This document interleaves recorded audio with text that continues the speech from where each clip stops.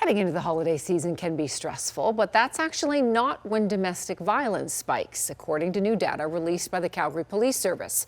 Police are responding to a lot more calls about abusive relationships this year, and they hope awareness about the help available will make a difference. Here's Alicia Fieldberg. A young woman killed after getting a restraining order against her ex-boyfriend, and the Boxing Day slayings of a woman and her father by the man she was leaving are just some of the examples of domestic violence in Calgary over the past 12 months. While cases rise in the city, another woman who escaped her abuser years ago hopes sharing her story saves others. My body's been bruised.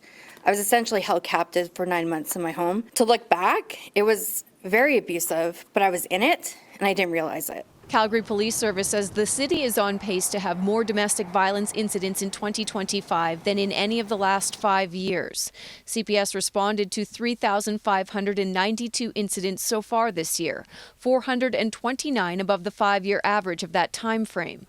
Domestic violence can happen anywhere to anyone, but Calgary Police are seeing increases in certain months. It does go down in December, and then it does spike in the end of January and start of February, but the biggest rise in calls for service was in the summer months. Police advocates and survivors urge people to learn more about the red flags and seek help. They will isolate them, they will control them, and that's part of the challenge, is to provide that hope, to provide empowerment. There's also help for people who may become abusive. So if men can recognize that they need help or they need a break, they're tired and frustrated or lost their job and they need help, and that support is there so that hopefully that intervention can happen prior to violence in the home. More often, police are seeing violent incidents after a relationship ends.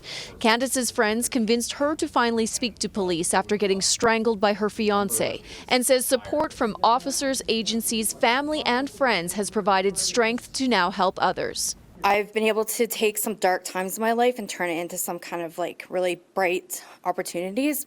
To anyone experiencing family violence, please reach out. You are not alone. Alicia Fieldberg, CTV News, Calgary.